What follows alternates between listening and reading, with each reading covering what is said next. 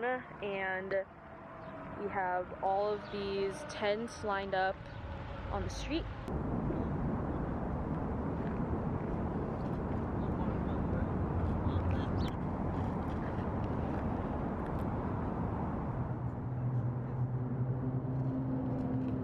Can you just tell us your name and a little bit? My name is 𝘂𝗶𝘁𝗵. I'm 40, homeless, about 3 years. Take a knuckle sandwich in the face if you could contribute a healthy Subway sandwich. Do you think I can take a picture of that? Trying to, just a broke cracker, trying to get some cheddar. That So how'd you end up homeless? just lost my apartment because of overwhelming rent, and no one didn't come and help me to get my ammunition for a job interview because of my fault. I have trouble answering the questions of the application. If you could let people know one thing about being homeless, what would it be? A lot of people think, that homeless people should just go get a job or they should help themselves, but what do you think would help them understand the fact that it's a lot more complicated than just going out and signing up for a job? And having phone service. Having phone service would Yes. And that's the problem. Or the shelters need to be more open.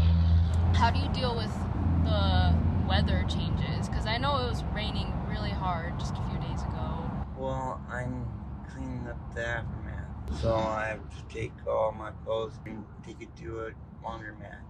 But then I gotta panhandle to get the money to do that. Then God will help me. Do you have a plan moving forward? Just day by day. Just make sure I clean my body and food. Where do you get most of your food from? Well, panhandling. Yeah, I need to at least make $40 daily to get by. Is there any food or like clothes that Oh. would be really helpful? Oh, yeah. Yeah, what would you like? Well, some shorts. The day to go to the thrift store, Yeah. or a voucher of the thrift store. Well, we'll be back tomorrow. Will you be here tomorrow? Yeah. So we'll be back tomorrow with some stuff for you. Yeah. Okay, cool. Okay. Alright, here's what we'll do. We'll take Matthew out for lunch first. Yeah. And then we'll go to Arc or something. Yeah? We'll like get him some lunch. You said he wants Subway. We'll ask him what he wants. Yeah. Okay. So that's the plan right now.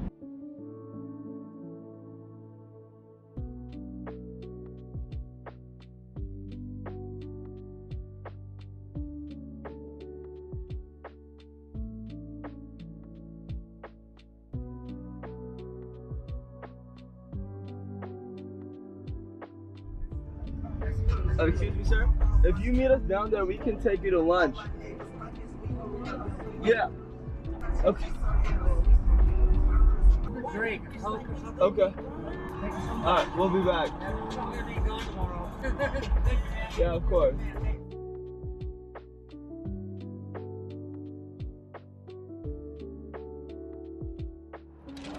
Put a straw in there. Oh yeah. Thank you, guys. Of course. Great on fun. Thank you so much, man. Of course. And then here.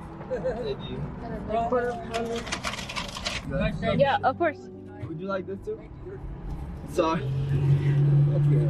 You guys rock. Thank you so much. Of course. Have a nice day. God bless. Same to you.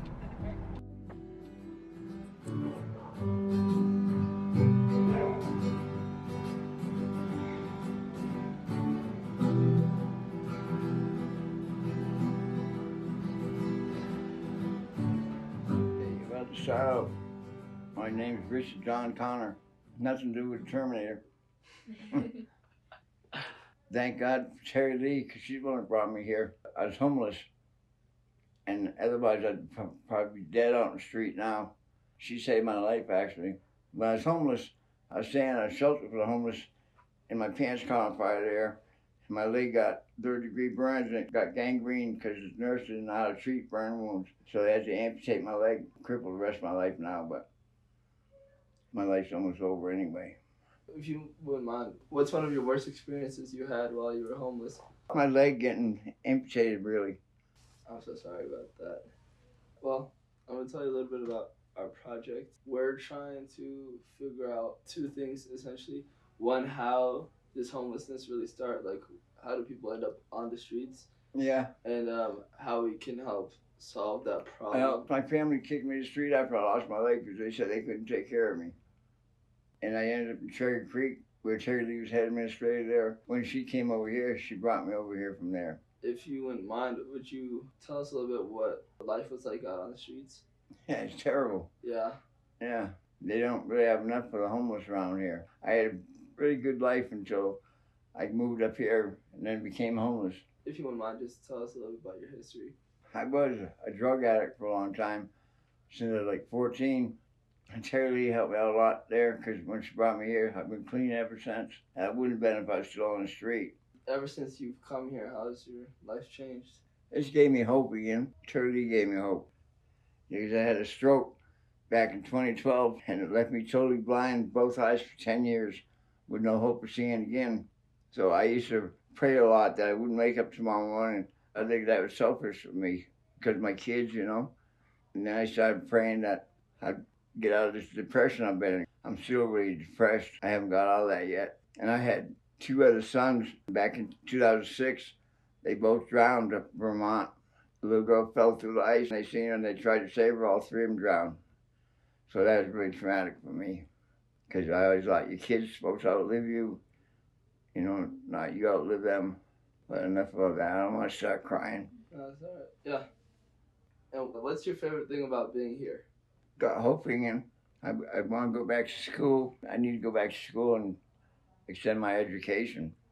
I was thinking about archaeology because I love history. I think I'd be a good history teacher. Yeah. That'd be something I wouldn't mind going to school for, you know, to become a teacher.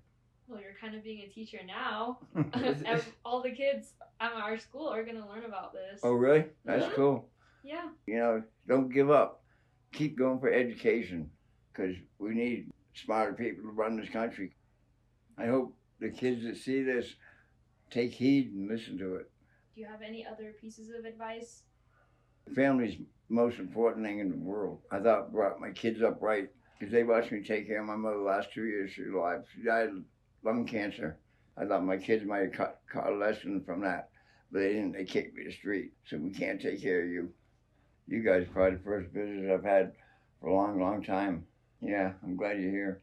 Thank you so much. Of course. You're going to have a lot of kickbacks in your life, you know. You just got to keep going. I think that's good advice. And don't be afraid to cry. Crying's good for you. Right. Because I've cried more as an adult than I did when I was a kid. Well, thank you so much for sharing your experience. Sure. And I know it must be hard to relive it in your head. Yeah, it is. Yeah. But it's a good thing, too. I've been through a lot, but I still won't quit, you know. Is it all right if I give you a hug? Sure. I could go for a hug. Thank you. Of course, sir. And you keep going, too, man. I will. Good. I will. Could I also get a hug? Okay, yes. Thank you. Full name, Lawrence Ray Williams. I was homeless. After my ex-wife calls me up and says, "Hey, do you want to get back together?"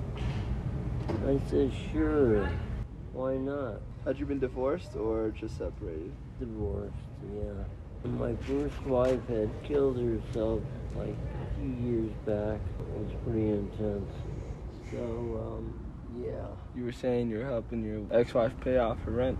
Yeah, well, what happened was she was helping me pay my rent where I was at. It was really expensive, like $1,200 back then. That was a lot. Yeah. Now that's probably a fine rent. Things kind of went from bad to worse when she said, "Well, I can't help you. I'm sorry." And I said, "You're sorry." I was evicted, got that on my record. I became homeless. I lost my animals. I had snakes and cats. What a combination, huh? It's a wild combination. It happened 5 years ago, so I was 63. 64 maybe.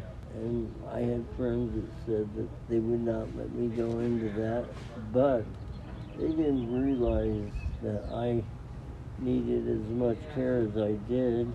Is it alright if I ask you a little bit more about your experience being homeless? Mm-hmm. Right now, it's the main focus of our project. As it should be. Did you ever end up on the streets? For quite a while I did, yeah. I was staying in motels for a while, you know, trying to get by. It was hard.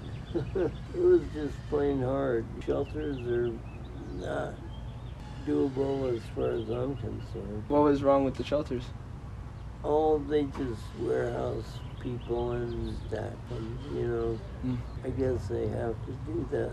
What was one of the worst things you felt you experienced while you were homeless? I think being cold and having to go into that shelter in January. Yeah, that was just unbearable for you. It'd be bad. What was it that you felt that you needed more of while you were homeless? Like, was there anything that you felt like you just was missing that you really needed? Providing homes for folks, subsidized homes, is probably the most valued thing. Going through and experiencing it was enough for me. You know, Terry Lee knows how much I'm about these homeless folks. She knows because I tried to talk her into opening up the doors to them when it got cold and shit at night. Temporary solution and what we're gonna have to do, I think, like offering your apartment that hasn't been lived in for a while. I feel that I need to go to Congress to talk about what I've seen. I think you should go with. Yeah? To Congress, yeah. You guys could be really beneficial. Final question. Is there any pieces of advice that you'd want to give? I think everybody should experience it. I really feel adamant about that. You think that's the only way they could understand? Yeah.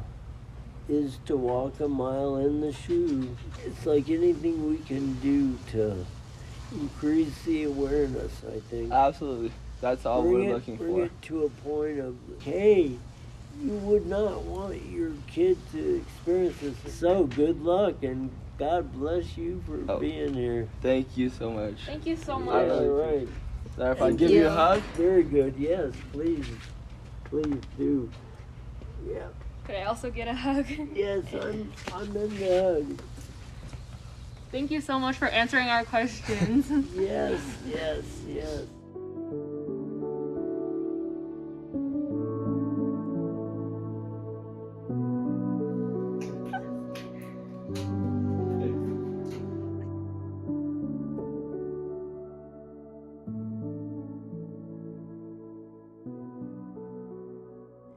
Case, if you want to help somebody homeless, you really have to do some homework.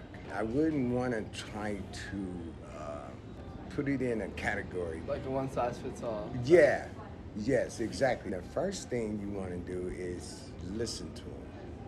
Sometimes they just might need somebody to listen to them. You can ask a simple question, hey man, tell me what I need to know so I don't end up like this.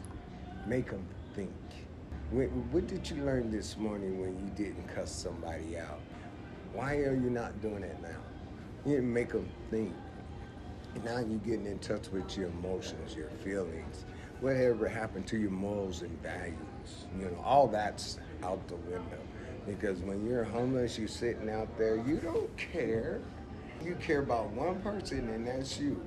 And you're gonna do everything that you possibly can to survive. You know, that's from stealing, fighting, you know, anything that you can get away with. And that's where we have to be careful when we trying to help them. Because they can look at your face and, yeah, I'm doing pretty good. But inside, they all toe up and they just waiting for the opportunity to do something wrong to get ahead. It's a vicious cycle, round and around and around and around, and you're getting nowhere. Because the simple fact is you're trying to get with the Joneses instead of what God has for you. What is your real purpose here? It is not to be homeless. It is not. You'd be amazed at who you would run into. Lawyers and doctors and school teachers. And then you look at them and you say, how did you end up homeless and you was a lawyer making all this kind of money? Well, somewhere in there, he wasn't listening to the right voice.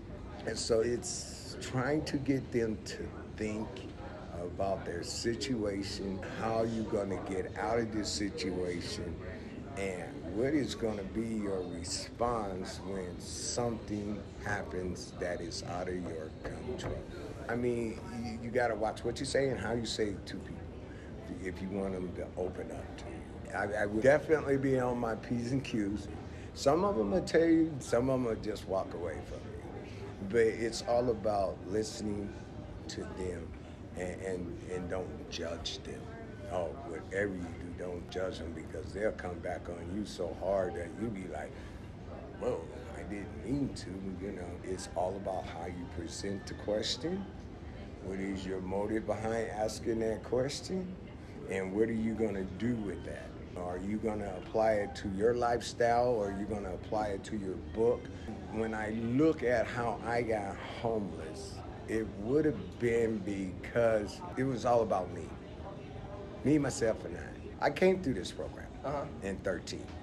At 13? And no, not at 13. In year 13. Like I said, I was sitting out on Colfax, no place to go. It's like, dude, you've been in situations worse than this. And you sitting here throwing yourself a pity party when you should be getting up. Stop doing what you know you can't be drinking before you go to work. It's just bad news. So I finally grew up and I came through the program. It gave me real pleasure to know that I can walk away from it anytime. I can just walk out of here.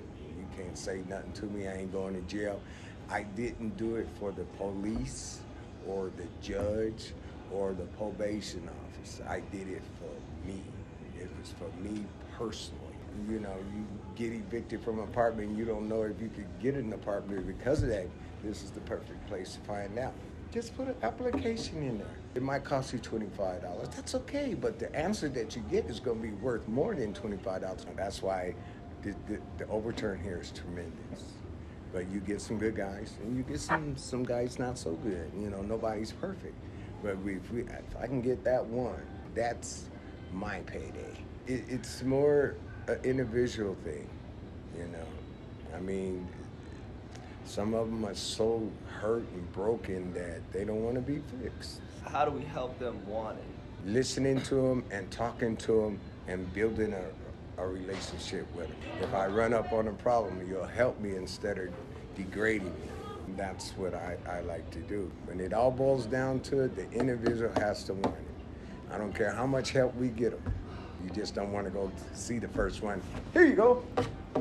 Then they'll be looking for you to keep doing that versus, man, I can use this conversation from Mark, man. Mark got some good words he can tell me. Even if Mark's just sitting there listening, you know, he might say, man, thank you for letting me know that. Now I know something that I won't do. Giving them hope, giving them some kind of security, like they are worth something. You're just not a homeless person. You're still a human being. That's why I'm working here, to get back to those guys. You want some more? Yeah, we'll take more. You take some more. If you're all right with that. How you doing, Larry? I'm Mark. Nice to meet you. Nice to meet you. I'm Josie. Josie, nice to meet you. Before the pandemic, I was in Washington State working on construction. I came out here to be close to my sister. It lives out in Sedalia. Once the pandemic hit, there was pandemic money. Me and my sister clashed heads, so I hit the streets. And I've been on the streets for like 4 years, 4.5, 5 years. And I just kind of got used to it. The struggle and all that was like, okay, it's how it is. 4 months ago, I ended up getting a felony DUI. And so I needed to change my life and decided to come into the New Life program. I've been here for 4 months. I'm still going through a court case right now. I don't know what my future holds in the balance. But this program has made me realize that, you know, there is a better life than living on the streets. There's a job, there's a house, there's an apartment key that I can eventually lay in my hand. I don't have to be cold, don't have to worry about people stealing my stuff. If you wouldn't mind telling us, would you Tell us a little bit about your experience as a homeless person. A very lonely, self-centered life. I used alcohol to escape it all. Not knowing where I was going to go from time to time, and it being cold outside was pretty miserable. And I didn't find any remorse about stealing what I needed. If I needed clothes, I was going to go take me some clothes. And I didn't care about the consequences. I never looked like I was homeless. You would never look at me, walk down the street and go, yeah, that guy's homeless. And I always figured, if you look homeless, you're going to stay homeless. You know what I mean? So I would just go ahead and steal whatever I wanted and didn't care. And that was wrong. There's a lot of people with mental illness that are stuck there, but there's a lot of people that just choose to be there because it's easy. They don't have any bills. They don't have any responsibilities. And if you really just want to stay on drugs and ruin your life and stay in a miserable spot, it's pretty easily to do. It was constantly around me. It's a scary world out there with this fentanyl now, and you hear about people dying off of it so commonly. And then there's a lot of violence. Most people on the streets will prey on the weak. You know, if someone's weaker, they see an opportunity. They're not going to go for anything that has any challenge to it. We're wondering, what's one thing people could do to help homeless people? Donate your things to places like this. But also, if you see somebody that's homeless out on the streets, buy them a meal. I mean, instead of giving them money, I guess sometimes, go give them something to eat, or give them your extra clothes, or even an extra blanket you got sitting over in the corner of your garage or something. I don't know, giving them money because of the blues. And fentanyl is so cheap. It's only a few dollars to get that stuff. I've never experienced it, but it's a common rapid problem out there. Other than that, you know, one of the things that I was kind of thinking about doing if I get on my feet, if I ever get my own home, which I eventually, hopefully I will, is maybe just surprising one person on the street and say, hey, you want to come have dinner at my house? You want to take a shower? Go ahead and take a shower, have a meal, and then take them back to wherever they need to go, or offer some resources. God is a big part of my life now, so it's made a major difference. I've got a picture of what I was on the streets. It's a totally 100% difference. Wow. Most of the programs I got turned off from will have you go in, stay there, work there for them, and then just release you. You don't have anything. Right. This program here, you can do what you need to do for 6 months, and then after 6 months, you can still stay here, eat here, sleep here, and have a full-time job. So you can gain 6 months of full-time paychecks, and they will give you a car when you leave here. Wow. So you're set up. You know, if you want to go back to that life and you were just wasting everybody's time, you weren't trying to get out of homelessness. So if you wanted to get out of homelessness, I definitely suggest this program. I'm going to start off by saying that I'm very glad we did this. It's really eye-opening. I agree.